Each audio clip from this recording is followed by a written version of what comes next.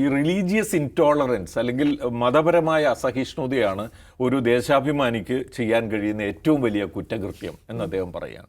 ഏറ്റവും വലിയ കുറ്റകൃത്യം എന്ന് പറയാണ്. എന്തൊരു നല്ല വാചകമാണത്. ആർക്കാണ് അതിൽ ഒരു പരിഭവമോ പ്രതിഷേധമോ ഉണ്ടാകേണ്ടത്? പക്ഷേ അത് BJPക്ക് അതിൽ പ്രതിഷേധമുണ്ടായി. ഷാരൂഖ് ഖാൻ്റെ ഹൃദയം പാകിസ്ഥാനിലാണ് എന്നാണ് അന്ന് BJP ജനറൽ സെക്രട്ടറി വിജയ് വർഗീയ പറഞ്ഞത്. അപ്പോൾ അങ്ങനെ പറയണമെന്നുണ്ടെങ്കിൽ ഇവരുടെ ഹൃദയം എന്താണ് എന്നുള്ളതാണ് നമ്മൾ കാണേണ്ടത്. ഇൻടോളറൻസിനെ കുറിച്ചാണ് പറഞ്ഞത്. ഏതെങ്കിലും രാഷ്ട്രീയ പാർട്ടിയെക്കുറിച്ചോ പ്രസ്ഥാനത്തെക്കുറിച്ചോ പറഞ്ഞിട്ടില്ല.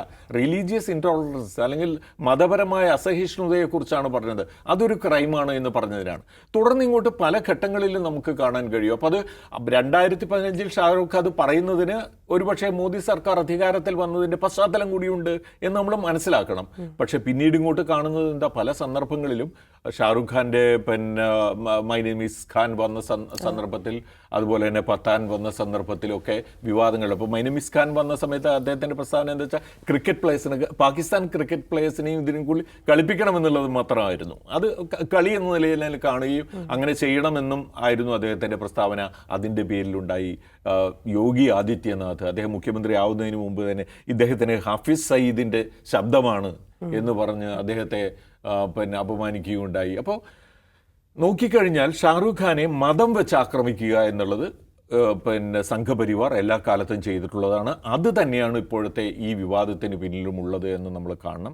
അല്ലാതെ മറ്റേതെങ്കിലും തരത്തിലുള്ള ഒരു ദേശാഭിമാനം അല്ലെങ്കിൽ രാജ്യസ്നേഹം തുടങ്ങിയ കാര്യങ്ങളൊന്നും അല്ല അതിനകത്ത് ഉൾപ്പെടില്ല.